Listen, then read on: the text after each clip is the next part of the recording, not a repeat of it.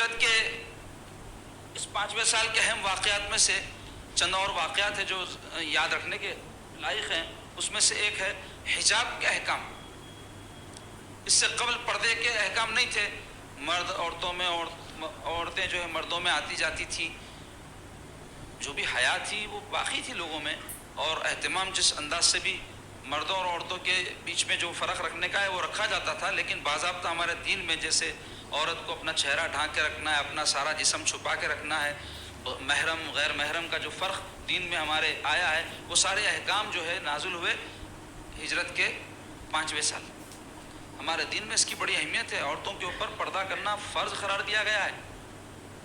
جبکہ آج کے دور میں آپ دیکھو اسلام کے جو دشمن ہیں وہ پوری کوشش کر رہے ہیں کہ کسی بھی طرح مسلمانوں کو بھی بے حیا بنا دیا جائے, ان کی عورتوں کو بے پردہ کر دیا جائے, تاکہ ان کی عزت اور آبرو باقی نہ رہے, ان کی نسلیں خراب ہو جائے. ہمارے پاس جو پاکیزہ ماحول ہے اس کے نتیجے میں کیا ہوتا ہے, مسلمانوں کی نسلیں بھی پاکیزہ ہوتی ہیں, کیونکہ ہمارے ماحول میں زنا نہیں ہے. بے پردگی زنا کی طرف لے جاتی ہے, بے پردگی بے حیائی کی طرف لے جاتی ہے, اور بے حیائی زنا کی طرف لے جاتی ہے. تو ہمارا دین کیا کیا, پردے کے ذریعے زنا کا راستہ بند کر دیا. اس کو سمجھنے کی ضرورت ہے. خاص طور پہ میں ہماری جو مائیں اور بہنیں ان سے کہوں گا کہ دیکھو اس پردے کے ذریعے ہرگز تم کو قید میں رکھنا مقصود نہیں ہے, بلکہ اس پردے کے ذریعے تمہاری حفاظت مقصود ہے. جو چیز قیمتی ہوتی ہے آدمی اس کو محفوظ رکھتا ہے. سونا چاندی ہیرے جواہرات کیا آپ جو ہے ٹیبل پہ ڈال کے رکھ دیتے, تجوری میں رکھتے؟ کیوں؟ آپ کو معلوم ہے کہ چور اچک کے اس کو اڑا لے سکتے. تو ایسے ہی اسلام نے بھی عورت کو ایک قیمتی چیز قرار دیا ہے, جس کی وجہ سے حکم دیا گیا کہ وہ قیمتی چیز پر کسی غیر کی نظر نہ پڑے, کسی برے نظر والے کی نظر نہ پڑے. اس کی حفاظت کا انتظام یہ کیا گیا کہ پردے کا حکم دیا گیا تاکہ وہ چیز ڈھکی اور چھپی رہے. اور کوئی بلحوث بد نیت بد اخلاق ان کی طرف نگاہ اگر اٹھا بھی لے تو ان کی آبرو کی جو ہے حفاظت ہو جائے حجاب کے ذریعے, پردے کے ذریعے. تو اس کا خود عورتوں کو اہتمام کرنا چاہیے, اس کی اہمیت کو خود ان کو سمجھنا چاہیے کہ اس میں ان کا ہی بھلا ہے, ان کی ہی جو ہے عزت اس سے بڑھتی ہے. دنیا میں آپ دیکھو جو عورتیں اپنی حسن کو بیچتی ہیں, ناچنے والی گانے والی عورتیں, اور افسوس کے ساتھ یہ بات کہوں گا کہ ویسی عورتوں کی بہت ساری ہماری مسلمان بچیاں جو ہے فین ہیں اور ان کو بڑا پسند کرتی ہیں. ان کے جیسے کپڑے پہننا, ان کے جیسے زیور پہننا, ان کے جیسا مٹکنا چٹکنا بہت اچھی بات سمجھتی ہیں. یاد رکھو ہمارے لیے یہ خواتین جو بے حیا آوارہ قسم کی ہے ہماری مسلمان عورتوں کی آئیڈیل نہیں ہے, بلکہ ہمارے مسلمان عورتوں کے لیے آئیڈیل ہے تو سیدہ عائشہ صدیقہ رضی اللہ تعالیٰ عنہ, سیدہ خدیجۃ الکبریٰ رضی اللہ تعالیٰ عنہ. ماں لیکنی کون ہے؟ سیدہ فاطمۃ الزہرا رضی اللہ تعالیٰ عنہ ہے, رابعہ بصری رحمۃ اللہ علیہا ہے. نیک پاک باس پاکیزہ خواتین ہماری عورتوں کے لیے آئیڈیل اور نمونہ ہونا چاہیے, نہ کہ یہ بدبخت عورتیں جو چند ٹکوں کے عوض میں اپنی عزتیں اور اپنی آبروئیں بیچتی پھرتی ہے, اپنے حسن کی پیسے لے کر نمائش کرتی ہیں, اپنے جسموں کو غیر مردوں کے سامنے پیسے لے کر کھولتی ہیں. وہ مسلمانوں کے لیے آئیڈیل ہو سکتی ہیں. اگر کوئی ان کو آئیڈیل بنا رہا ہے تو وہ بدبخت عورتوں کا ان کے ان اعمال کی وجہ سے جو ٹھکانہ ہوگا, ان کو آئیڈیل بنا کر ان کے راستے پہ چلنے والیوں کا بھی وہی ٹھکانہ ہونے والا ہے.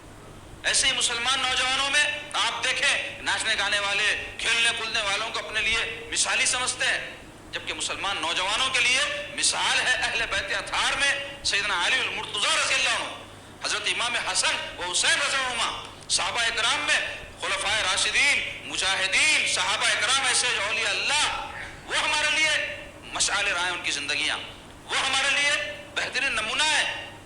نہ کہ جو ہے یہ اچھلنے والے کودنے والے آوارہ گردیاں کرنے والے کھیلنے والے ناچنے گانے والے. ان کو اگر کوئی نمونہ بنائے گا, اس واسطے بول رہا ہوں کئی نوجوان ہمارے بالا وہ کوئی ہیرو رکھ لیا تو اس کے جیسے رکھ لیتے, کپڑے ٹی شرٹاں انہیں پہن لیا تو اس کے جیسے پہن لیتے, انہیں داڑھی رکھا تو رکھ لیتے, انہیں مڑایا تو مڑا دیتے. کتنی بری بات ہے.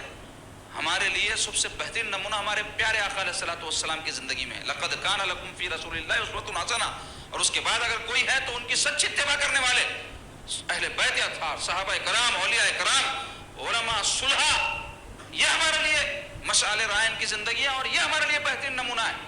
نہ کہ یہ بدبخت لوگ کہ جو ان کے پیچھے جائے تو جہنم جن کا ٹھکانہ ہے, پیچھے جانے والوں کا بھی وہی ٹھکانہ بن جائے.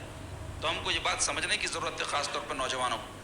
تو عزیزو, اسی طرح جاننا چاہیے کہ ہجرت کے 5ویں سال کے اہم واقعات میں سے حد قذف کے احکام ہیں. قذف کہتے ہیں زنا کی تہمت لگانے کو, کسی عورت پر یا کسی مرد پر کوئی زنا کی تہمت لگاتے ہیں اس کے بارے میں شریعت میں پورے احکام ہے. بہتان ہے نا, یہ بہت بڑا گناہ ہے. کئی جو ہے لوگ منہ چھوڑ کے کچھ بھی بول دیتے ہیں, بہت بری بات ہے. کئی عورتیں کسی اختلاف کی وجہ سے اپنے رشتہ داروں میں کسی عورت کو بول دیتی وہ ایسی ویسی عورت ہے, یا کئی مرد کسی عورت کو بول دیتے انہیں ایسی ویسی قسم کی ہے. دیکھو یاد رکھو, یہ زبان ایسی چیز ہے جو سرکار فرمائے کہ یہی انسان کو جہنم میں بھی لے جائے گی, یہی جنت میں بھی لے جائے گی. اس کو کھولنے سے پہلے سوچ سمجھ کے کھولنا, کیونکہ اس کا کام بولتے رہنا ہے تو کچھ بھی بول دیتی انہیں. لیکن اللہ کے پاس حساب دینا ہے. میرے آقا علیہ الصلوۃ والسلام فرمائے تم دو چیزوں کی حفاظت کی مجھے ضمانت دو, میں تم کو جنت کی ضمانت دیتا ہوں. ایک یہ دو دانتوں کے بیچ والی چیز, دوسرے دو پیروں کے بیچ والی چیز. کس پیارے انداز سے, کس کنایے سے میرے آقا نے ہماری جو ہے اصلاح فرمائی ہے کہ جو زبان کو قابو میں رکھے گا اور جو شرمگاہ کی حفاظت کرے گا تو میرے آقا فرماتے ہیں جنت کی گارنٹی ہے اس کے لیے. زبان چلتی بہت چپڑ چپڑ, عورتوں کی تو بہت چلتی. اب جب بہت چلتی ہے تو آپ جانتے ہیں کہ جو چیز بہت تیز چلتی ہے اور زیادہ چلتی تو ہمیشہ ایکسیڈنٹ کا امکان رہتا, ٹکر کا امکان رہتا. تو اس واسطے ٹکریں مارتے رہتے, غیبت کی ٹکر مارتے رہتے, جھوٹ کی ٹکر مارتے رہتے, کسی پر بہتان ترازی کی ٹکر مارتے رہتے. اور یہ ٹکروں کا نقصان ضرور ہوگا, جب بھی ٹکر ہوتی کچھ نہ کوئی نقصان ہوتا. تو اس واسطے زبان کو سوچ سمجھ کے استعمال کرنا چاہیے انسان کو.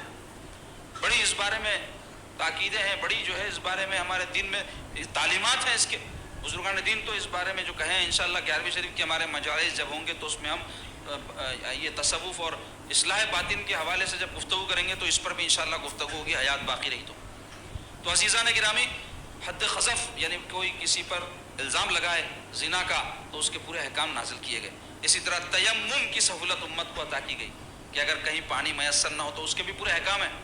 ایسا نہیں جیسے آج کل کئی لوگ آئے اب کہاں اٹھ کے جانا بلکہ دیواروں کو ہاتھا مارے, تیمم کر لیے اور نماز پڑھے, ہوتی نہیں. کن صورتوں میں تیمم کی اجازت ہے وہ احکام معلوم ہے نا ہمارے کو, لوگ نہیں سیکھ رہے. طہارت کے احکام نہیں معلوم, نماز کے احکام نہیں معلوم, روزے کے احکام نہیں معلوم, حرام حلال کے احکام نہیں معلوم. زندگی گزارنے میں حقوق ضروری ہے ایک دوسرے کے, ماں باپ کے حقوق, رشتہ داروں کے حقوق, پڑوسیوں کے حقوق نہیں معلوم لوگوں کو. اب کسی کو معلوم ہونے اختل فکر رہا تو اور بڑا مجرم ہے. لیکن کئی لوگ سیکھتے نہیں, معلوم ہی نہیں ان کو, نہ سیکھنا چاہتے. زندگی ایسی گزر رہی ہے. ایسی زندگی ہوتی مسلمان کی, ذمہ دار رہتا مسلمان, ہر قدم اس کا سوچا سمجھا رہتا, اللہ رسول کے حکم کے مطابق قدم اٹھاتا. یہ لاوبالی زندگیاں نہیں ہے مسلمان کی, سوچی سمجھی بامقصد ذمہ دارانہ زندگی ہوتی ہے ایک مسلمان کی. اس کے قول کا اعتبار ہوتا ہے لوگوں میں, اس کا فعل پسندیدہ ہوتا ہے لوگوں میں, اس کے اخلاق اعلیٰ ہوتے ہیں اپنے آقا کی اتباع میں. اپنا محاسبہ کرنا ہے, ایسی ہے کیا زندگیاں اپنی. اس کے علاوہ اسی جو ہے 5 ہجری میں نماز خوف کے احکام نازل ہوئے, یعنی جنگ وغیرہ میں جب نماز پڑھنے کی نوبت آئے تو اس کا طریقہ کار کیا ہے, وہ احکام سارے نازل کیے گئے. دیکھو اب کیسا کامل دین ہے ہمارا, کیسا پیارا دین ہے ہمارا. زندگی کا کوئی شعبہ اس دین نے نہیں چھوڑا اور ہر قدم پر ہماری رہنمائی کر رہا ہے. شوق ہی نہیں ہے معلوم کرنے کا, سیکھنے کا. دولت رکھتے ہوئے بھی فقیری ہے ہماری, دولت رکھتے ہوئے بھکاری ہے اگر کوئی نہیں سیکھ رہا ہے. کیسا دین ہے دیکھو آپ, ہر بات میں آپ کی رہنمائی کرتا ہے, عقائد میں, عبادات میں, اخلاقیات میں, معاشرت میں, معیشت میں, ہر زندگی کے قدم پر یہ دین آپ کی رہنمائی کر رہا ہے. آج ہم ناکام کیوں ہیں, اس واسطے کہ ہم کو خبر ہی نہیں ہے کہ ہمارے پاس کیسا خزانہ ہے. جیسے کوئی آدمی کے جیب میں 100 روپے خاموشی سے رکھ دیا, اس کو معلوم نہیں ہے اور اس کو بھوک لگ رہی, اس کو سفر کرنا ہے اور اس کو ایسا معلوم ہے کہ میرے جیب میں کچھ بھی پیسے نہیں ہے تو پتہ کروں گا, بھوک لگی کھانا کہاں سے کھاؤں گا. ارے دیوانے 100 روپے ہے تیرے جیب میں مگر تجھے معلوم نہیں ہونے سے سو رہا ہے. تو ایسے ہی یہ بہت بڑی دولت ہے اسلام کی جو ہمارے پاس موجود ہے, لیکن ہم سیکھتے نہیں, جانتے نہیں, معلوم کرتے نہیں. اس واسطے پریشان ہے زندگیوں. تو ہم کو اس طرف توجہ کرنے کی ضرورت ہے. تو